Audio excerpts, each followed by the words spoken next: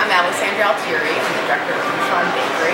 Today we're at Bouchon Bakery in Rockefeller Center in New York. So a lot of people put their sugar in first and then they put their water. But I find by doing this, it keeps the sugar from sticking to the bottom, which happens to a lot of people, and it starts to caramelize.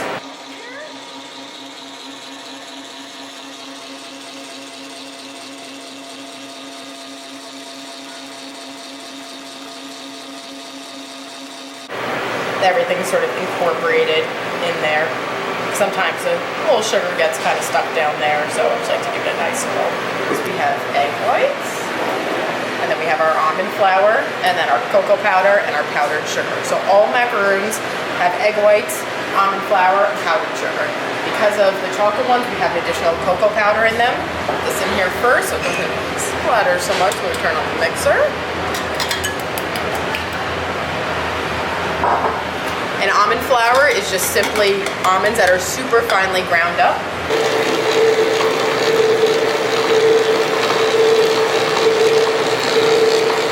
See that I'm doing is going back and scraping the bowl, because a lot of times the dry will stick to the bottom and the wet will stick all around the paddle. What's really important is when you're baking at home, you don't, and in a professional kitchen, you don't solely rely on machinery. You have to help the machinery. So we start with a small amount of meringue. That's gonna go in. We're putting a really soft meringue into a pretty stiff batter, so we want to do it slowly. If we do it all at once, it's gonna completely crush the meringue and all the really nice volume that we got. From beginning to end, it's about 30 minutes just for making the batter. Cooking the meringue, piping it out. In the oven, it's approximately 15 to 20 minutes depending on your oven. It also takes about 15 minutes to 30 minutes to actually pull your meringue shells, your macaron shells all the way, and then filling. And what's really important when you're actually filling the macaroon is you fill it and then you allow them to rest in the refrigerator, ideally overnight, to shell absorb some of the moisture of the actual filling, which just gives it a really nice texture. So I would say from beginning to end, it's almost a 24-hour process. So this size batch of macaroons yields approximately 100 mini macaroon sandwiches. Definitely a lot unless you're having a big party, but what's really nice about macaroons, they actually freeze really beautifully. Place them in a Tupperware container. I would also wrap that with plastic wrap on the outside. And when you're ready to use them, you place them in the refrigerator to defrost for about 3 to 5 hours. You don't want the machine to do all the work. You don't really have very much control. But I normally like to stop it when I think it's about 90% there, and then I finish it by hand. It gives me the control to make sure it's not over-mixed, and that there's nothing really stuck at the very bottom that I think that sort of got stuck there that would get stuck somewhere.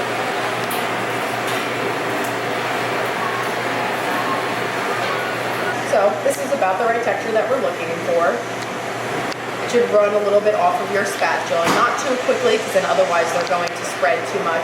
And it shouldn't be super stuck to your spatula, because then the meringue hasn't been broken down enough. So the texture at the end is probably the most challenging part about making macaroons, is really getting the proper texture down. And that's what takes a lot of practice. What's really important is a pastry bag and a pastry tip. When you're making mini macaroons, you want one that's about 1/2 inch round. Round flat tip, you don't want any sort of grooves or a star tip on it. And a nice pastry bag. If you don't have one home, you can use a Ziploc bag, cut the corner. But a nice pastry bag is a good thing to have. A little tip is if you twist the pastry bag and you tuck it into the tip, when you fill it up, it won't pour out the bottom.